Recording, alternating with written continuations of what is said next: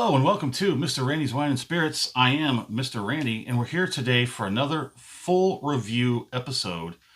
If you're new to the channel, hello, welcome, come on in, get comfortable, enjoy yourself. All my returning viewers, you know how we do. Come on in, let's get it on, shall we? So, what is a full review episode? Well, it is the second part in a three-part series where I review a libation, whatnot, and I present it to you here on this platform.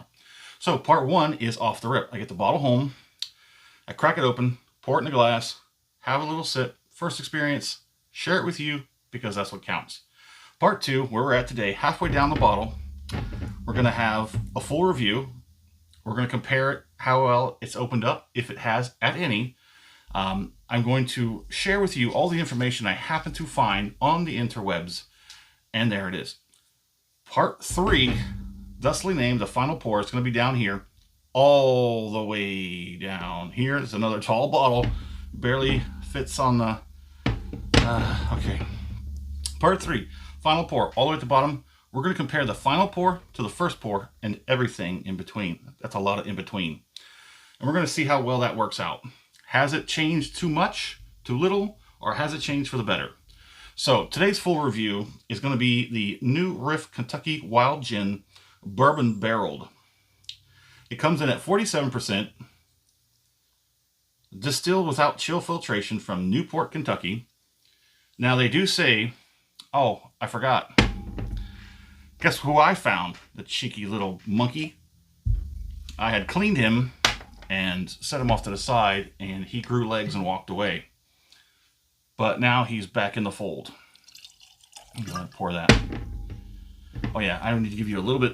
I don't know if I gave you the full slow roll. Distilled from grain.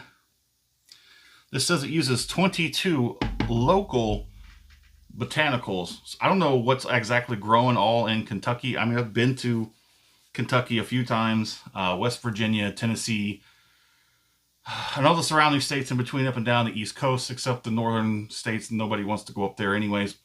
But it is what it is. So it says it uses 22 botanicals. Those are 22 local botanicals. I do think there is more than, 12.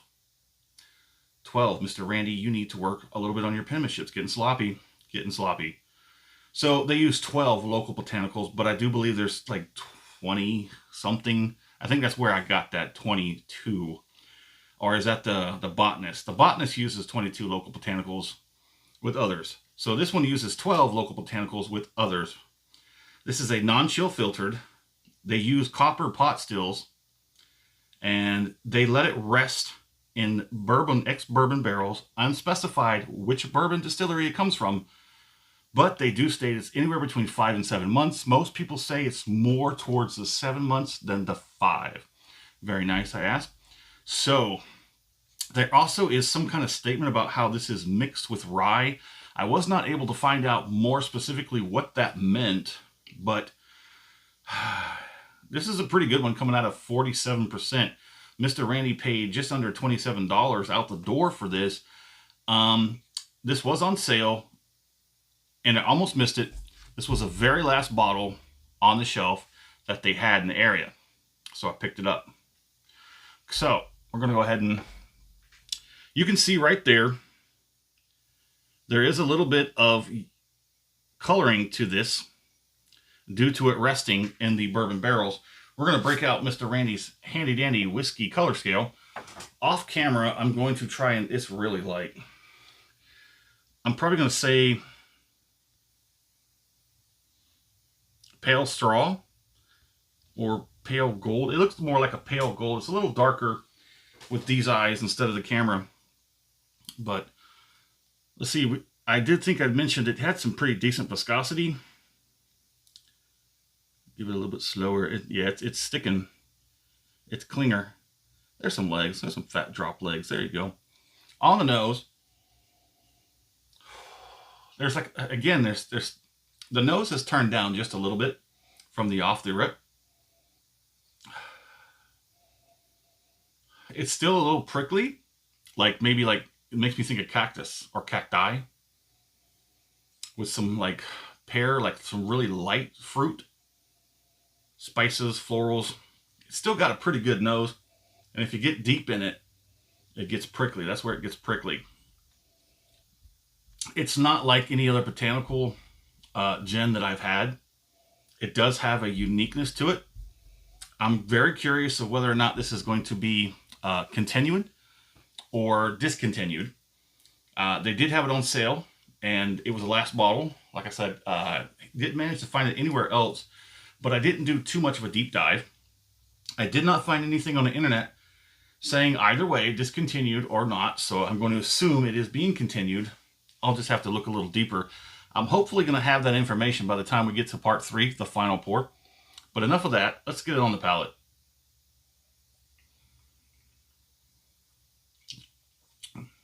It's very soft. Viscosity transfers relatively well. There is a slight bit of wateriness. I don't know where that's coming from, but it does come across slightly watery. There's like a very mild drying effect clear across the palate. I did have a starter, not before the video, a little whiles before the video. So I wanted to sort of work that in and give it a more fair shake.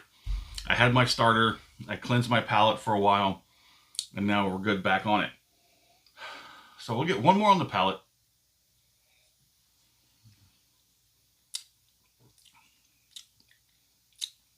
Now this is actually Mr. Randy's first new Riff product. I haven't decided which other new Riff that I want to start off with, but when I saw this one, it was on sale.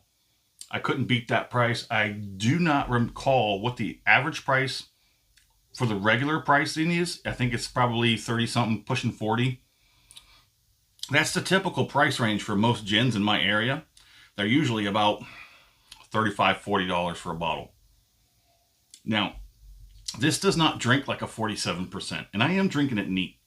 I've really gotten into gin and tonic lately. It does make for a pretty good gin and tonic. So let's go ahead and get a finish on this.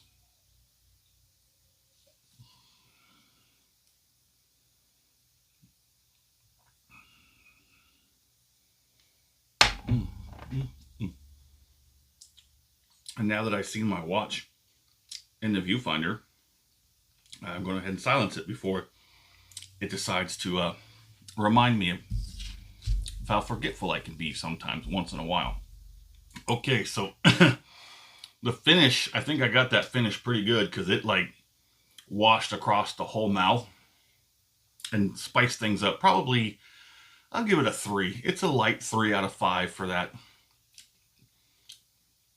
Oh, it's a pretty good finish.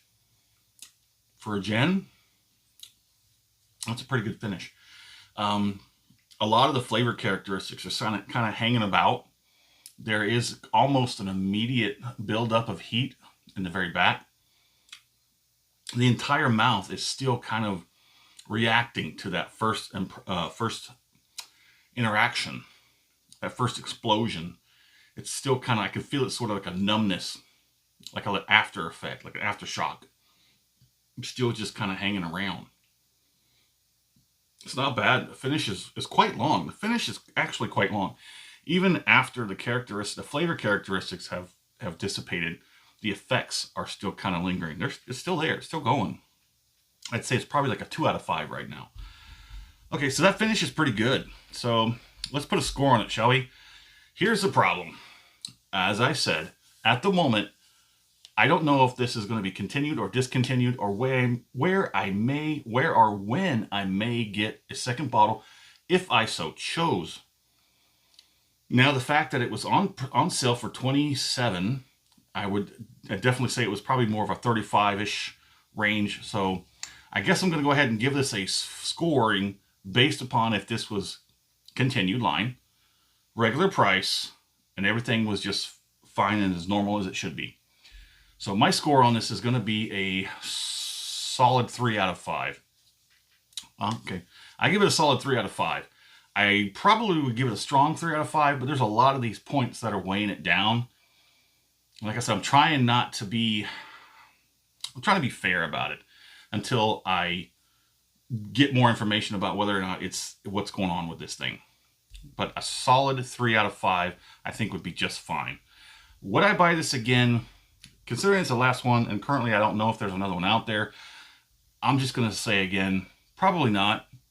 I mean, there's so many out there that I still have yet to try, and those are going to have importance over this one.